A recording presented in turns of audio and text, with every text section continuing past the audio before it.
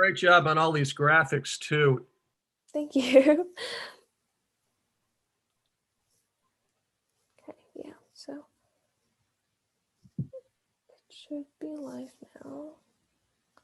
And I'm just gonna log on so I can see all of like the top chat or the chat and everything, and ask you any questions that come through there. So let's see.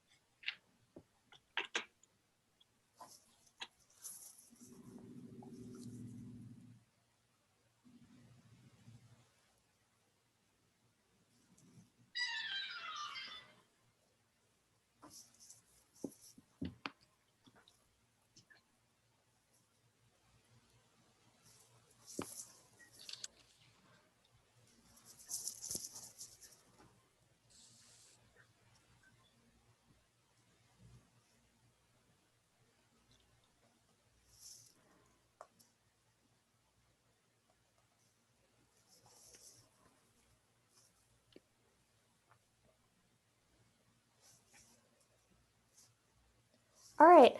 Hello, everyone. Because it's around 10, I think we should get started now. So welcome and thank you so much for coming.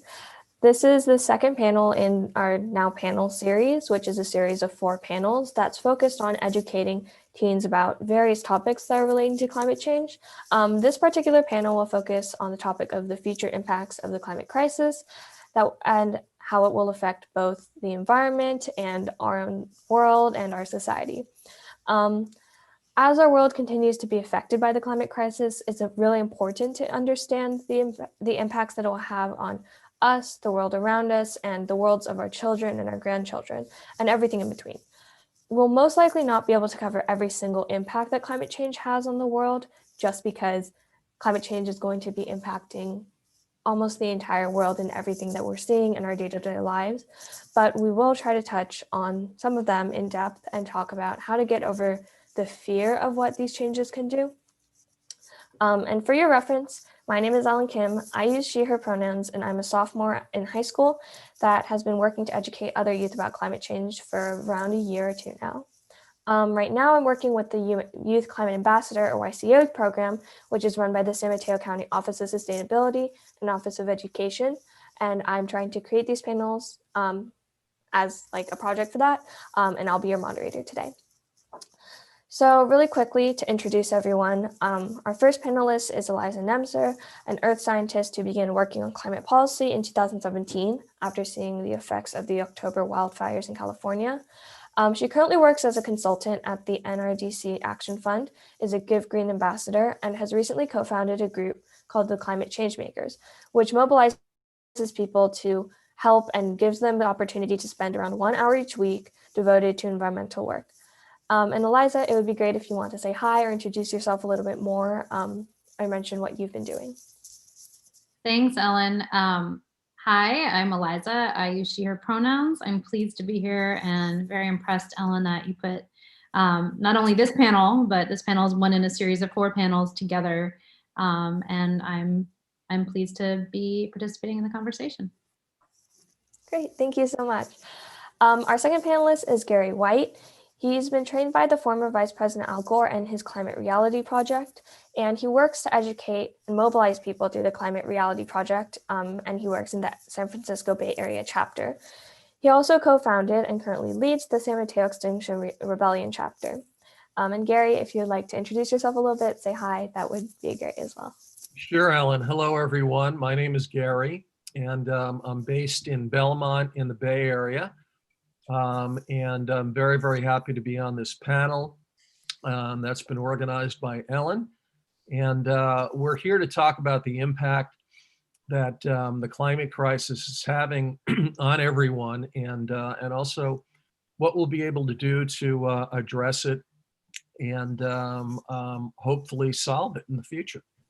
Thank you. Thank you. And our third and final panelist is Mark Levine.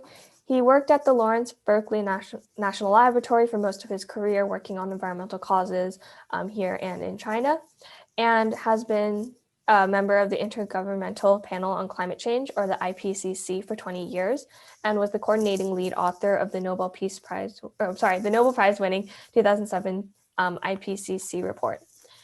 And he is also currently giving public lectures and has co-founded 4 nonprofits, received 6 significant national and international awards, served as the member of 3 editorial boards on professional journals, and on the board of directors or advisors for 9 leading nonprofits.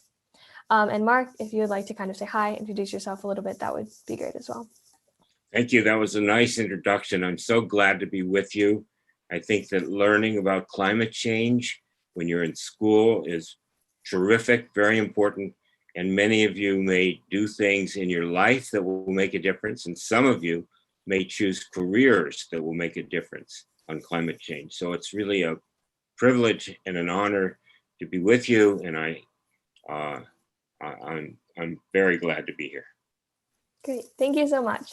And really quickly for everyone who's watching, you can ask any questions that you have to one or any of the panelists or to all of the panelists in the live chat of this video. And we'll try to get through as many of them as possible and still kind of answer the questions that I prepared as well.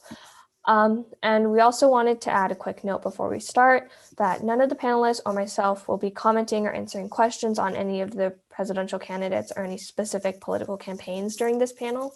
And yeah, so to kind of start us off, it would be great if each of you could talk a little bit about what you're doing to combat these impacts of climate change and kind of what you're doing in terms of environmental work.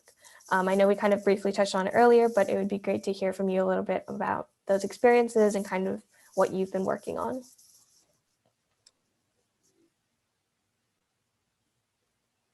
Who wants to start? You. Okay, I guess I will. Well, we've done a lot in our everyday life that reduces emissions that we cause. Our home is more energy efficient. We've invested in that. We have an electric car. I try to shop at stores that have energy efficiency in their activity. In terms of other things that I'm doing, I'm writing papers. I wrote a paper for Nature magazine that talked about emissions. My particular emphasis is on China, where I've worked a great deal. And I wrote one paper for Nature that talks about building energy efficiency in China. And I've just written a paper that I hope to submit to Perspectives in Science that talks about the implications of China's commitment to carbon neutrality in 2060.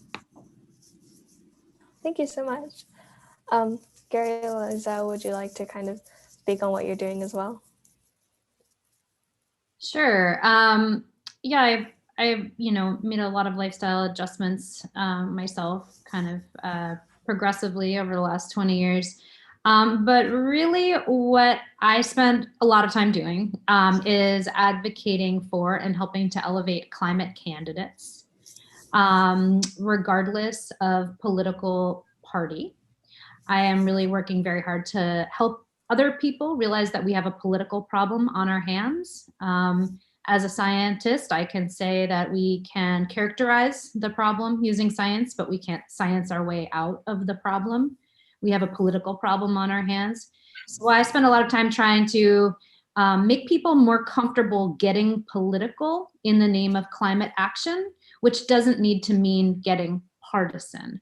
So I talk a lot about viewing elections through a climate lens and working to elevate the candidate that plans to go bigger, bolder, faster, more just in terms of climate policy. Yeah, I also counsel people that they don't need a PhD or really any degree or to read another book about climate or understand another term or listen to another podcast before they roll up their sleeves and get engaged. We really need kind of all hands on deck. So with climate change makers, I'm trying to empower everyone from students all the way up through CEOs and professional people who work as professionals in the climate advocacy space to really be productively engaged for an hour a week. Great, thank you so much. And Gary, would you be able to kind of talk a little bit about the work that you're doing? Yeah, I know let that you're me doing a lot add, with- as the non-scientist on the panel, without the PhD, my emphasis has really been on education and activism. And through the Climate Reality Project that Ellen talked about, which was founded by former Vice President Al Gore, I go to various groups around the Bay Area, primarily in San Mateo County, where I'm based, and give presentations on the climate crisis, a little bit about the scientific origin, a lot about consequences, and most importantly, about solutions that are already available and those that are coming to be able to address and mitigate the problem. And like the others, I've taken steps certainly at home and in my life to make adjustments, but they are, things that all conscientious citizens and individuals in society should be doing, but in and of themselves, they're not going to make a major difference in this problem. It's really going to take large groups of people like you and I. It's going to take major governmental policy shift and also corporate action to really throw the lever to be able to make significant change in the climate crisis. So those are the groups that I really focus on making a change with. Great, thank you so much. So to kind of start out broadly on the question of some of the future impacts, I just wanted to ask, what are some of the future impacts that climate change will have on our world, the environment, our society, any of those things or anything else? Let's go in the same order. Mark, you want to start again? Oh, okay. Well, I'll give you a few impacts and leave a lot of impacts for everybody else to give, because there are innumerable impacts of climate change, and it's going to change our lives a great deal. In fact, we've already seen it in California. These wildfires are happening in large part, more often and more intense, in large part because of climate change. Don't let anybody tell you anything different. The drought, the hot weather, the dry vegetation, and all these things have caused fires that we've never seen before. There are temperatures that reach levels that have never been seen before. Los Angeles in this year had the highest single day's temperature in its history. High temperatures cause a lot of things. The thing that I most personally bothers me is that we're going to lose coral reefs. That may not seem like much for some people, but they're the most beautiful things you can see. And they don't have the ability to migrate. So they're just stuck in water that's hotter, that has more CO2 in it, and so forth. I think you're going to see effects that are so large that they will impact relations among countries. There will be more refugees because of inability to farm in countries, particularly developing countries. I'm going to stop there because I want to leave lots of space for everybody else. Thank you so much. Well, I mean, yes to everything that Mark said. And I'll add that I think probably a lot of people watching this are California based, Ellen, is that right? Or we might have some viewers from across the country. I mean, the impacts of climate change are going to be experienced differently depending on where you live. Certainly people here in California will really relate to the wildfires and the wildfire smoke.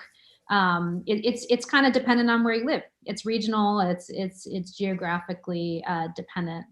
North Carolina has hurricanes, for instance. So everyone in the United States is experiencing climate change. Like this notion that it's over there later is gone. It's here now, right? And it's impacting all of us.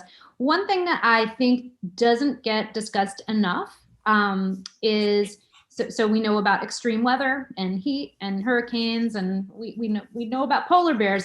We don't talk enough about how human health is impacted by global warming, by the climate emergency. Air pollution alone, which climate change makes way worse, and of course air pollution makes climate change way worse, just costs so many lives. It's practically unimaginable. Extreme heat is really harmful to human health and also costs lives. So there's a real health burden that I think we should be talking about a lot more, because I think it would make people recognize kind of the immediacy and the urgency to act. Great, thank you so much. And I'll also probably be asking you a little bit more about that later on. And Gary, is there any other impacts that you want to bring up at this time? Yeah, let me build on what Elza was saying about human health. One thing that you might not be aware of or think about is something called the Wildlife Urban Interface, WUI it's called, where building amongst forests and wild areas are happening more and more. And what's happening as a result, it's putting us closer in touch with the animal kingdom and wildlife that really hadn't been disturbed that much before. And unfortunately, this raises the probability of additional new diseases that could impact us, like the coronavirus that happened as a result of a wet market in Wuhan in China. And so that could be something down the road that begins to impact us more and more. This might not be the only pandemic that we're experiencing. The other thing that I would say is that with all of the impacts that Mark and Elza mentioned, it's having a greater and greater impact on the population here in California and elsewhere. And as it becomes more and more obvious that climate change is either causing or exacerbating these problems, it will make and motivate more and more people, I think, to take collective action to deal with this. So as bad as it gets worse, I think it's more likely that people will wake up, come together, and organize around taking action to force the government, corporations, other organizations to really take decisive action. So that might be one of the good things that results from the worsening of these impacts. Ellen, if you don't mind, I'm going to speak out of order for just one moment before we move to the next, because I feel like it's really imperative that when we're talking about the impacts of climate, we, Gina, why am I spacing her last name? The head of the NRDC, the former EPA director. Gina McCarthy likes to say climate change, it's not an equal opportunity killer. So climate change and all of these impacts disproportionately impact communities of color, low-income communities, frontline communities, outdoor workers. So there are certain populations that are severely disproportionately impacted by, I mean, just the extreme weather events themselves and the human health impacts. I mean, certainly the human health impacts. And you look at just an indicator like asthma rates are just significantly higher in certain communities that live closer to sources of pollution. So I just wanted to make sure that we didn't. And in terms of inequality, if we look at different nations of the world, the low-income nations, many of them are in hot areas already that will become hotter, and they don't have the resources to combat the effects of climate change. Many of them are in coastal areas where there will be flooding, and it will have severe impacts on the poor of the world. And that's a true tragedy and another reason for us to want to take action. Right, I completely agree. And we did discuss this a lot in our first panel as well. So if you want to kind of learn more about that, I would hop over there as well. But we can also address it in this panel. And I think that that's really a really important thing to kind of nod to and make sure that we're referring back to. I had a question really quickly from the chat. That's kind of a follow-up question for Mark. They were wondering about how the health of the corals is impacting the rest of the ocean and the rest of, I guess, the impacts that that can have, and why that's so important. Well, it turns out that a large number of fish breed among the corals. And so they're a very important part of the food chain in the ocean. And so one could impact the overall productivity of fishes by a great deal by killing the coral. And unfortunately, it's going to be very hard for us not to kill the coral. As I said before, they can't move and look for a nicer climate. They're in one place, and it turns out that the oceans have warmed a great deal more than the atmosphere. Great, thank you so much. And another kind of general question, I guess we've all of you have kind of referred back to some of the California wildfires. And this year we've seen in numerous fires, but I guess my question is kind of how do those fires impact both the environment and also just people as a whole? I know that Eliza touched on some of the human health aspects of it, but in general, I just wanted to kind of talk a little bit more about the impacts that these disasters can have on humans and the environment. Mark? No, you go first. I've had too many words already. Okay, well, the fires have had multiple impacts. Number one, obviously, they have devastated communities, burned homes, killed people, burned down large swaths of fires. And so that's a major dislocation. The other thing, as Eliza was mentioning earlier, the human impact, the health impact, the psychological impact of a wildfire having on an individual or on a group of people can be really profound.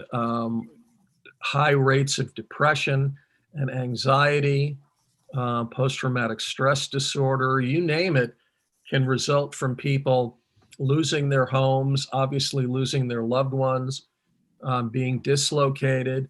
And unfortunately, it's happening more and more with greater frequency and ferocity. And, you know, in our case in California, that really needs to be addressed as much as possible, first and foremost. Thank you. Yeah, and I think what you mentioned about the mental health aspect of it is also really important for us to kind of refer back to. Eliza, as you were mentioning about human health and mental health, would you be able to speak a little bit on how those things are impacted by all of these effects of climate change and climate change itself? Yeah, well, I think the mental health component, I guess it's often described as climate grief, is a real thing. I like to tell people, I think the best antidote is action. Like I personally sleep better when I have taken productive climate action. I like to tell people, you know, don't doom scroll. Like this idea that we just sit there and like look at Twitter and read all this bad news. I mean, that's detrimental to our mental health. Side note, I consider watching all of these debates doom scrolling. I really counsel people to spend their time taking productive action. It's not only what's very much needed, we do need a mass mobilization in this moment, but it is good for your mental health. I think a lot about the impacts of wildfire smoke on lung health, particularly more vulnerable populations, which includes all children under the age of 18 and adults with pre-existing health conditions. Wildfire smoke particles are very, very small. They're called PM 2.5. It's a particle size distinction. You talk about particulates in air pollution that could injure your lungs. We don't actually talk about what's in, like what the actual substance is. We talk about the size of the substance. So we talk about PM 10, which has to do really just 10 microns across, or PM 2.5, 2.5 microns across. Wildfire smoke has a lot of these teensy tiny PM 2.5 particles that not only get in your lungs, but they get in your bloodstream, when they really can cause a lot of long-term damage. And oftentimes there's a delay. So there might be kind of chronic lung damage that crops up later on down the line. And another really important link is the link between breathing in wildfire smoke, unhealthy levels of PM 2.5, and putting yourself in a position where if you are exposed to COVID-19, you are more susceptible to a more severe form of the illness. So Gary touched on this, but it's really, really important that we take a lot of measures to whatever extent we can to protect ourselves from breathing in wildfire smoke, which as Mark pointed out, this is wildfire. Make no mistake, you can't say the sentence without, these are climate change fueled wildfires. They're climate fires. And the smoke that they produce is harming our health tremendously. And we need to be extremely mindful about that and talk about it more. Right, thank you so much. And I know that there has been some discussion recently about the cause of these fires and like how they have gotten so bad. So would you feel comfortable kind of talking a little bit about the science behind that and why they're getting so much worse right now as they relate to climate change? Well, climate change is responsible for droughts in areas that are subject to droughts, and we've had many, many years of droughts in California, and droughts result in the vegetation being drier, and climate change raises temperature. And something that people don't realize is that it raises the highest temperature a great deal. So that even though the average temperature has increased by a little more than 1 degree centigrade, which is a little less than 2 degrees Fahrenheit, the peak temperatures have increased a great deal. And it's those peak temperatures that, combined with the dry foliage, that are absolutely responsible for these horrendous forest fires. And unfortunately, it's going to get worse, as bad as it's been. And I have seared in my memory one day during the fires, I looked out the window at noon and it was like midnight. It was dark. I couldn't see anything. I'll never forget that. That's an image that will live with me throughout the rest of my life. And that's kind of the extreme, it is an extreme effect. And as Elza and Gary have said, there are a lot of impacts of these fires, but there are going to be more of them, bigger ones. Right, thank you so much. And this is kind of a follow-up question for that. Are there any ways that people, particularly like individuals who may not be working in climate policy or anything like that, or might even still be in high school, is there any way for them to help address this and also the issue, as I've gotten a question in the chat, of coral reefs and kind of how those are being affected by this? Well, the one thing that I would add for individuals and students included to address this is on an individual level. And you've heard lots of officials regarding COVID and the coronavirus say, wear your mask. But with the amount of smoke that has been generated as a result of these large wildfires, it's doubly important to wear a mask to keep those particulates, as Elza was mentioning, out of your system, out of your respiratory system and elsewhere in your body. So be very, very conscientious when there is the next fire and there's lots of smoke and the air quality deteriorates. And you could check that on your phone. to see what the number is, to make sure that you wear something like an N95 mask that filters out a lot of the bad elements, and also keeps you safe from COVID.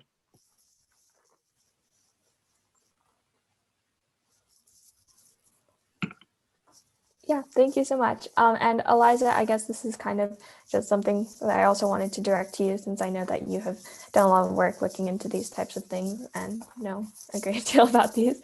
Are there any like measures that people can take to help prevent or help these natural disasters? Well, natural disasters have been worsened by climate change.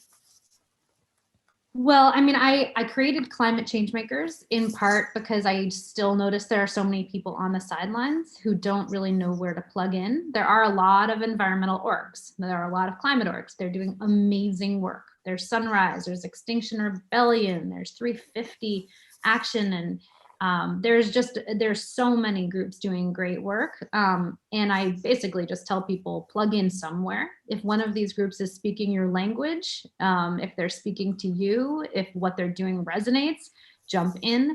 If you haven't found a place, you know, to that really kind of speaks to your own identity, and Climate Change Makers kind of provides an opportunity to plug in. We partner with all of those orgs. We just kind of take an hour of action a week in partnership with those orgs, just trying to really create like a very easy place for people to plug in. I think, to reiterate what everyone said, look at your own carbon footprint, look at your energy consumption, swap out your light bulbs, drive an electric car if that's possible. I mean, take all these measures you can, but I also tell people, don't get lost down this kind of rabbit hole of spending so much time looking at, I mean, just, we don't have time for incremental change. And in a sense, one thing not a lot of people know is that this notion of carbon footprint was actually a marketing scheme. I don't know, that maybe it was a marketing campaign run by a big oil company, BP. And what it had the effect of doing was basically telling consumers, this is your fault. You're consuming this. Look at how you're consuming energy. And it deflected the blame, which is really, you know, with the fossil fuel companies and with legislators who have been paid by fossil fuel companies to block legislation that would incentivize a transition to renewable energy. So I tell people, you know, definitely look at your own life and make changes, and, you know, consume less and consume sustainably. But you need to get active in the bigger picture, which really does mean kind of engaging on a broader scale. I Ellen, also let me want also- to encourage people to talk to their parents. Talk to their parents about the energy efficiency of your home. Talk to your parents about how it would be very desirable to have an electric car. Talk to them about their investments. Are there stocks in oil companies? If so, maybe that's not a very good investment for the environment, and it may not be a very good investment as an investment as countries around the world reduce oil use.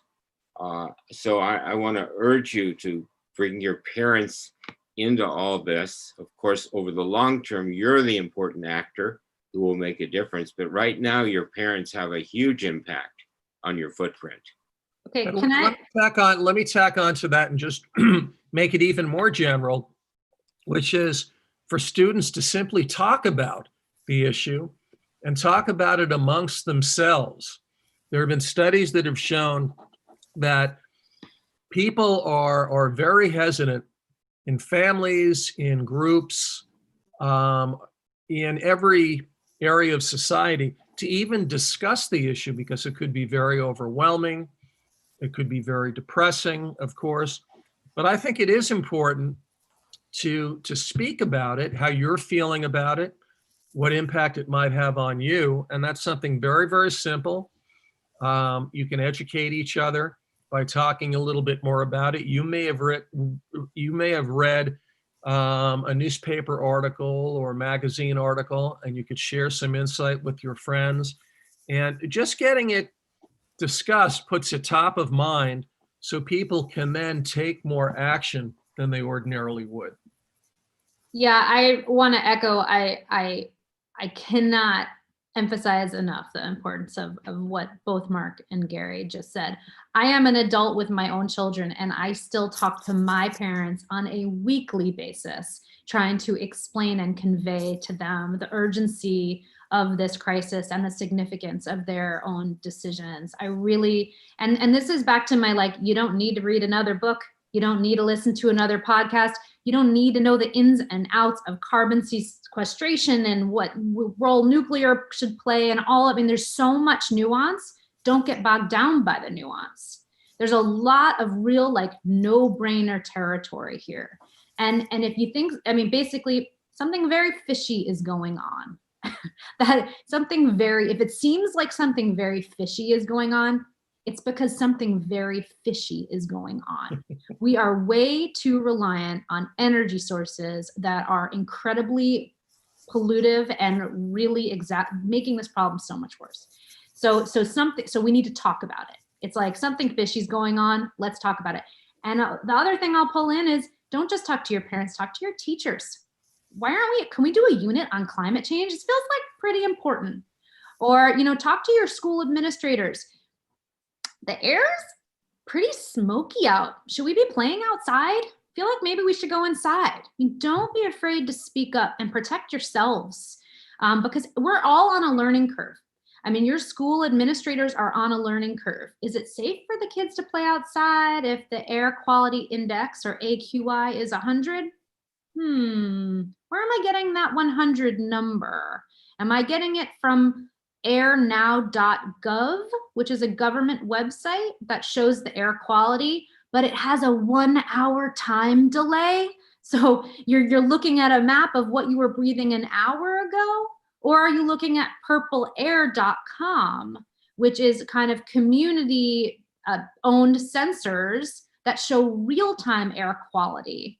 It might not have the accuracy and the precision of the government sensors, but they're telling you the air quality in real time. So it's really just like, we need to know what we're breathing, and we need to take action, and we need to ask the adults around us to protect us and to prioritize that. Right, I definitely agree that having these conversations are really important.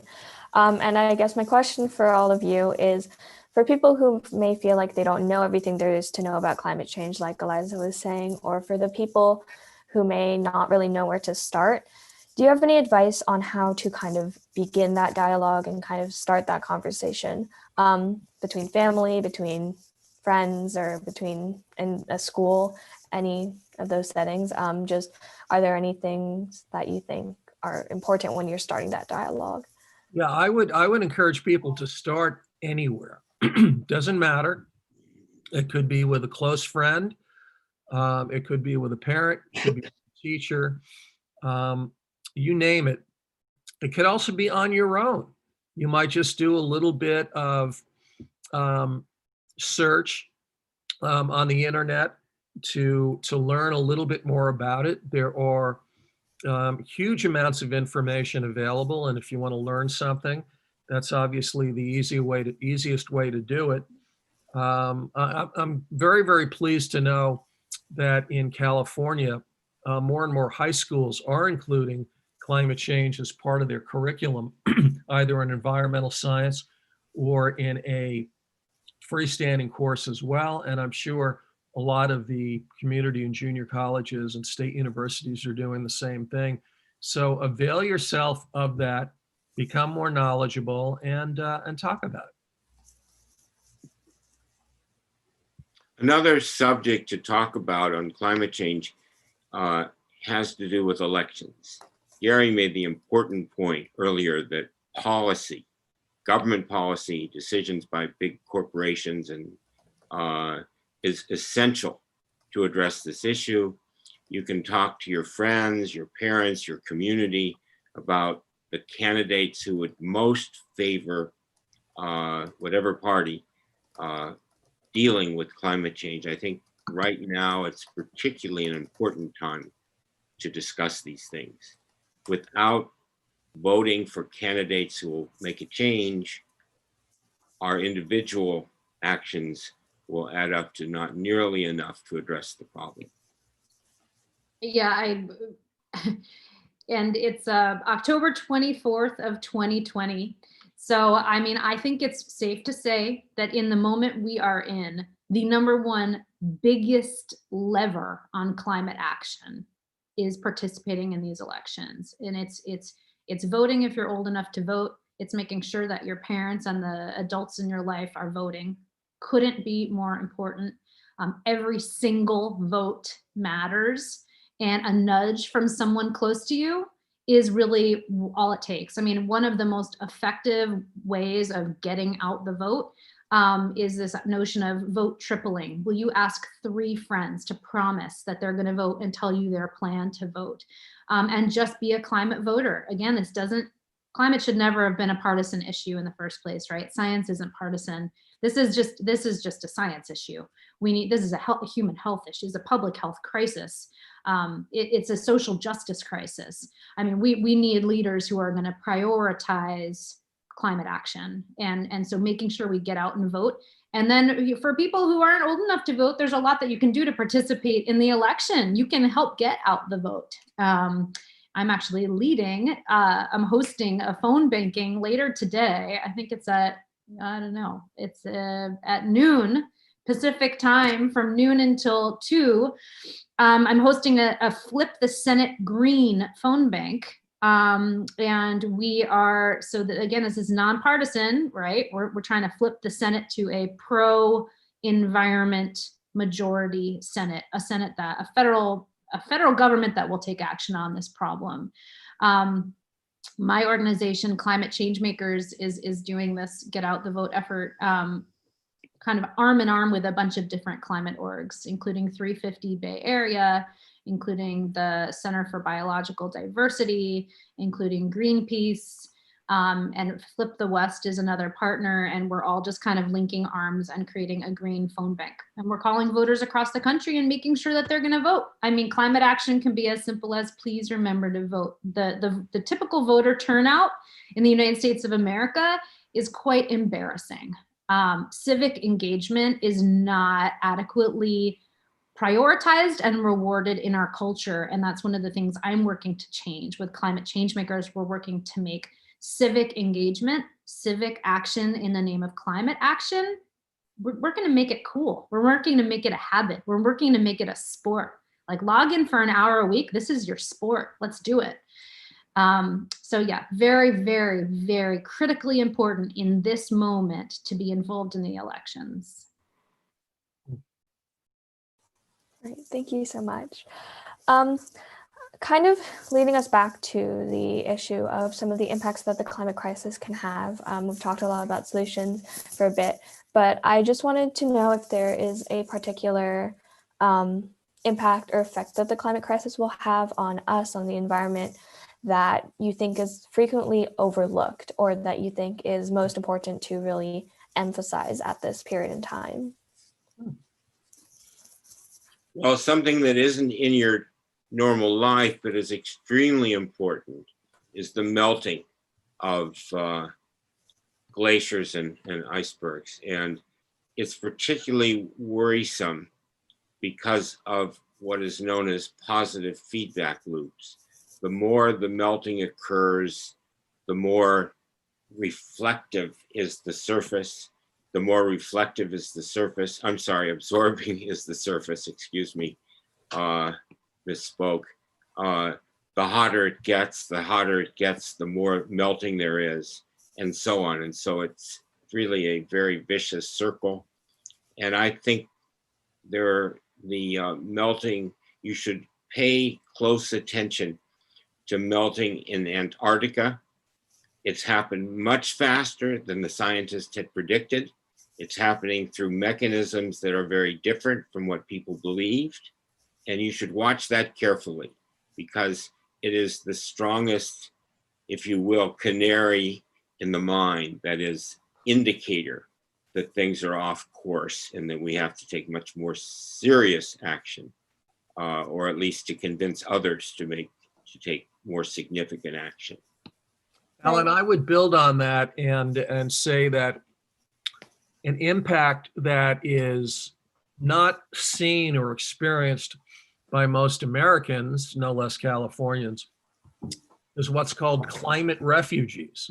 And this is beginning to happen in the third world and will start happening in places like the United States and Europe, et cetera. As the situation worsens and sea level rise becomes a greater and greater issue, and right now it's kind of a slow motion, long-term impact that you don't really notice until it's right here. That's going to cause people from the shorelines, from the coasts, from the West Coast, East Coast, and even the Gulf Coast, to have to move inland. And as a result, they're going to be dislocated. They're going to have to look for different places to live. That may or may not happen in our lifetimes. It probably will in your lifetime, the people that are watching this. That's going to be a very, very major impact. And there's one statistic that we use in Climate and Reality that by the year 2100, there's likely going to be 1 billion climate refugees. So by then, maybe 1 in 9 or 1 in 10 people will have to move away from the coast because of water rising in the cities and making those areas unlivable.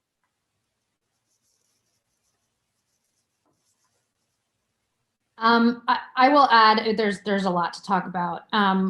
One thing not a lot of people know there are a couple really compelling studies linking increased global warming to increased violence. Unfortunately, there's an uptick in violence when it's hot during heat waves, and that has a lot of implications for, crime in the streets and actually geopolitical conflict around the world. So yeah, warming can and unfortunately increased violence against women and girls is also an element of that. Right. These And are all very significant impacts, but don't lose sight of the fact that there are solutions. Oh yeah. Within your lifetime, you can do a lot to bring about solutions. And again, I want to emphasize that government action, government policy is particularly important. And that gets back again to voting. And throughout your lifetimes, you need to not only vote, but encourage others to vote and encourage others to, in turn, encourage others to vote, because that's the single most significant way that we as citizens can affect our future. right. I think that remembering that there are things that we can do is extremely important. And I think that is something that we'll definitely be touching on later on in this panel as well. But Eliza, I kind of wanted to touch back on what you were saying earlier. I think that that's kind of an effect that not a lot of people are familiar with. So would you be able to kind of expand a little bit upon how warmer weathers are increasing violence, and especially how they will affect like the political scene and intra-country relations as it continues to worsen? Well, I heard a really good podcast. Here I am recommending a podcast when I'm also telling people don't listen to any more podcasts, just get out of it. But I can find it and find the link as a resource for your listeners if they're interested. One study that I remember learning about was, they examined, it was a study released by the National Bureau of Economic Research. They examined the relationship between daily high temperatures and incidents of violent crime in LA between 2010 and 2017. And then there was a similar study in Chicago. And they basically show that the number of homicides, unfortunately, is really correlated with the average high temperature. Yeah, and there are, as I mentioned, much bigger scale geopolitical implications really covered nicely by this podcast. And I'll find it as a link as a resource for your listeners. Yeah, that would be great. And I think that that's an impact that not a lot of people have thought about. So I think that that's a really great thing to have brought up. And kind of touching back on what Mark was saying earlier, we've spoken about a lot of really scary, potentially impacts that climate change can have. And we've also spoken a little bit about the mental health aspect of this. So I was wondering if you have any words of advice or had anything that you would say to someone who feels really anxious or really worried about this issue and or is in a lot of fear right now. The number one thing I would say as a daughter of a psychoanalyst is talk about it. Definitely don't live with all of this fear bottled up as though you're alone with it, because you're definitely not alone with it. One thing that we're about to do in our climate change makers community is make actually some space to kind of process grief as a community. And I think that needs to be done without any, embarrassment, without any shame. We all need to be really vocal about the fact that we're all living with it's big stuff. It's overwhelming. It's scary. Talk about it. Talk to your parents about it.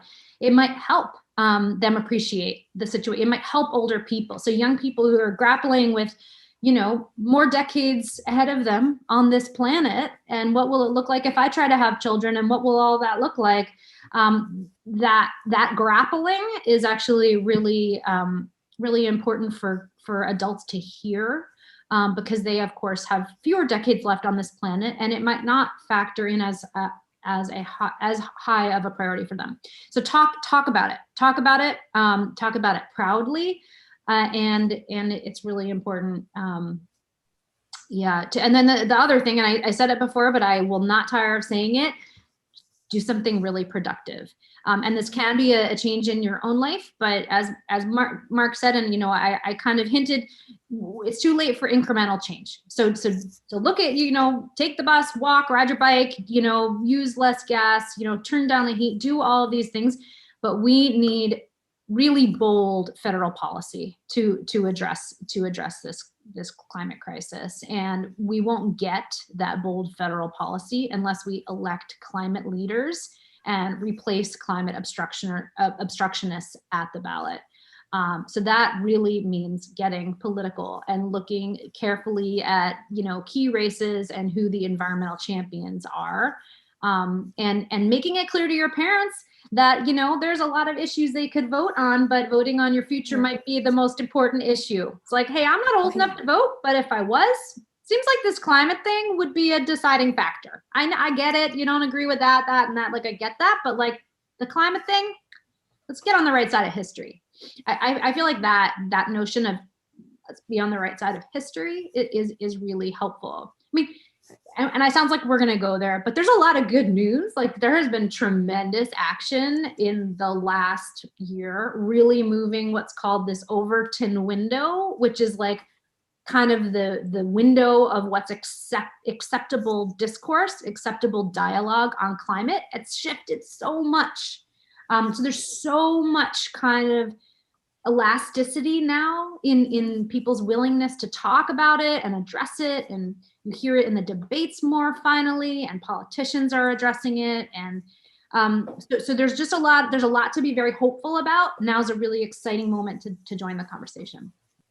Great. And I have a really quick follow-up on that. I will let Gary and Mark answer the original question, but I wanted to know, kind of, for any parents or any other adults who may be listening, is there a way that they can help make a community where young people can talk about these issues, and kind of process the grief that they're going through, the emotions that they're going through, and all of that?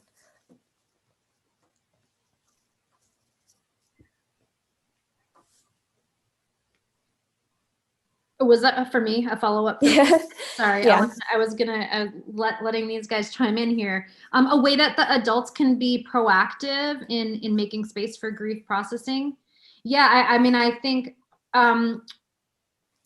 this is like the number one of the absolute best climate communicators is a woman named Dr. Katherine Hayhoe. And this is what she comes back to over and over again. Talk about it. Talk about climate. Just talk about it. Talk about it at the dinner table. Talk about it at the breakfast table. Talk about it all the time. Talk about it. Just keep talking about it. We talk about it a lot in my household. And the more you talk about it, the more you're creating that space. You're creating the space to be honest and about the fear and the concern and the anxiety and the grief that you're living with. None of this can be bottled up. You just really need to keep it in the conversation. I mean, literally, I mean, you know, check out, have I talked about climate today? Okay, like 1, good. Have I talked about climate today? 2, okay, 3, 4, 5, okay, sweet. I talked about climate 5 times. Like this needs to be very, very prevalent over and over in the conversation. And that's how we create space. And that's how adults can help their children create space. Right. I'd Thank like you so to much. I'd like to point out that at the same time we're talking about individuals seeking help for stress, for anxiety, feeling overwhelmed about the issue, which is a very, very common, a natural reaction, that it's important not to dwell on it all the time. Now, this is really more of an impact and an issue for those of us who are in the climate movement doing this all the time. But even for students who are studying it, for people who are talking about it, as people have been mentioning on the panel, it's important to step away from it once in a while as well. Action is really critical against the issue, but having normalcy in your life, doing exercise, eating the right foods, seeing friends on Zoom or whatever else it might be, or even in person if that's possible. All those are important as well. So it's a real balancing act. We can't give you the exact formula, but if you sort of go too far into dealing with climate change or the crisis full time, you could really err on the side of being too overwhelmed. So you really need to find a balance as well. So keep that in mind when you're talking about it. I would Thank you so much. also urge you to follow the news of positive developments that are addressing climate change. I'm going to give one example that I think probably everybody has missed, and yet it's one of the most significant developments that will impact climate change, and that is that in September, Xi Jinping, the president of China, announced that China would have the goal of achieving carbon neutrality by 2060. Since China emits 30% of all greenhouse gas emissions, that's very significant. And it's also significant because other countries, the US and Europe, will see that China, to achieve this goal, will be developing and employing new technology. And so we're going to have to get in the race. And so that's a very positive development that leads me to believe that the industrialized countries in China are going to do more than I thought they would have done 2 months ago. Right. Yeah, that's great. So I think all of this advice is really good. Starting the conversation, doing some work and taking action to kind of channel your emotions, but also taking the time to step away and look at some positive news. And I think that all of these things are really important. And it is very hard, as I believe Gary was saying, to balance all of that. And just because we're nearing kind of the end of the hour, I think we'll stop here with questions. But before we close up the panel, I was wondering if you all had a last word of advice or a last comment that you wanted to leave the audience with. Yeah, I'll start on this one. I'd like everyone to think deep and hard about what we have all said today on this panel in terms of becoming aware of the issue, of talking about it amongst yourselves, with teachers, with parents, with friends, and encouraging you to get involved. This could, like I said earlier, this could be simply reading the news and staying up on what's happening. This could even be, since most of the people listening to this broadcast are in college, moving toward professions that are dealing with this issue, as environmental scientists, as people that are in governmental organizations or agencies or nonprofits. There is a huge opportunity for people to do really, really valuable work that is extremely career oriented. So I'd encourage you to think about that and really take advantage of the challenge that we all have, and to be part of the solution yourselves, and helping us move forward to address all of these issues. Right. Thank you so much. Eliza and do you guys have anything to add on? I wanted to make one statement at the end, and that is you should recognize the wonderful model that Ellen Kim is presenting in doing a huge amount of work to pull this panel together, to get people who will speak, to get people come and listen to the panel.